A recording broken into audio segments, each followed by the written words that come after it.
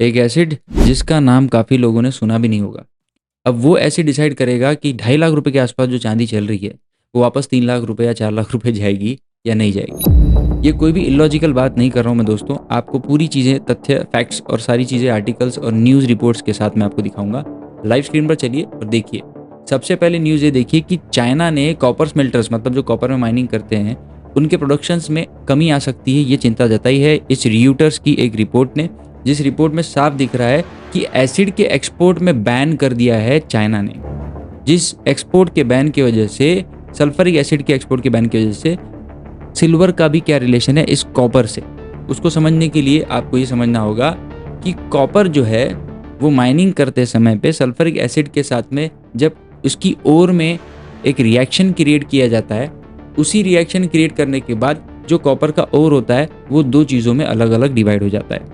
Copper पे sulphuric acid use करके आप कॉपर को अलग करते हैं उसके मेन ओर से, और साथ ही साथ उसको अलग किया जाता है सिल्वर से, जिसके साथ फिर कॉपर की माइनिंग में ही सिल्वर आपको मिलता है। तो सल्फ्यूरिक एसिड मिलेगा तो ही कॉपर में माइनिंग होगी,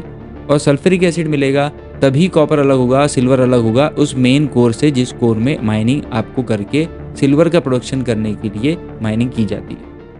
अब ये एक न्यूज़ देखिए। इस न्यूज़ में एक कंपनी है जो एवेनहो माइंस के नाम से है। ये माइनिंग कंपनी क्या बोल रही है कि सल्फ्यूरिक एसिड के शॉर्टेज की वजह से इनके पास में बहुत सारे कैपेसिटिव बायर्स खड़े हैं जो एक साथ ग्रुप में ये सल्फ्यूरिक एसिड उनसे खरीदना चाहते हैं, और अब ये अपना ईयरली प्रोडक्शन जो है वो 1 लाख मिलियन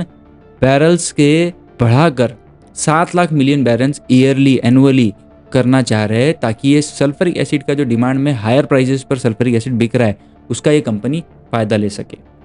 चलो, अब इस रेस में सिर्फ दुनिया की बाकी कंट्रीज़ भी नहीं, हमारी इंडिया की कंट्री भी इफ़ेक्ट हो रही है। उसका भी अगर आर्टिकल आपको देखना है तो आप देखिए ये कि इंडिया भी लिमिट कर रहा है सल्फ्यूरिक के जितने भी रिलेटेड चीज़ें हैं। सल्फ्यूरिक एसिड आपको बता दूं फर्टिलाइजर्स में भी यूज़ होता है, माइनिंग में भी यूज़ होता है, तो जितने भी सल्फ्यूरिक एसिड के एक्सपोर्ट्स हैं उस पे सप्लाई टाइटन कर रहा है इंडिया भी। सोर्सेस की जानकारी के हिसाब से रियूटर्स में ये भी एक न्यूज़ आई है। मतलब इंडिया से भी एक्सपोर्ट अगर कोई हो रहा है, चाइना से भी एक्सपोर्ट अगर कोई हो रहा है, तो ये सारे एक्सपोर्ट्स को बैन करके या लिमिटाइज करके सप्लाई शॉर्टेज सल्फ्यूरिक एसिड की क्रिएट होगी। इस सप्लाई शॉर्टेज की वजह से मैं आपको ऑलरेडी बता चुका हूँ माइनिंग एक्टिविटी कम होगी, जिससे कि आपको सप्लाई जितना चाहिए सिल्वर का उतना नहीं मिलेगा। डिमांड बढ़ेगी, सप्लाई कम होगा, तो आपको तो पता ही है कि प्राइसेस फिर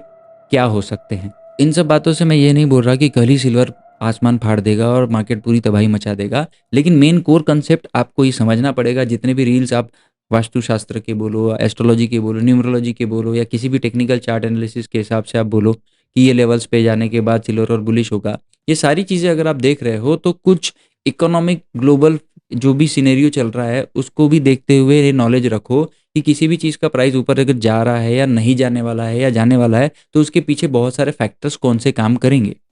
ऐसे ही इनसाइटफुल इनसाइट्स जिसमें कुछ फैक्ट्स भी बताए जाएं, उसको कंटिन्यू देखने के लिए लाइक शेयर सब्सक्राइब करके बने रहिए।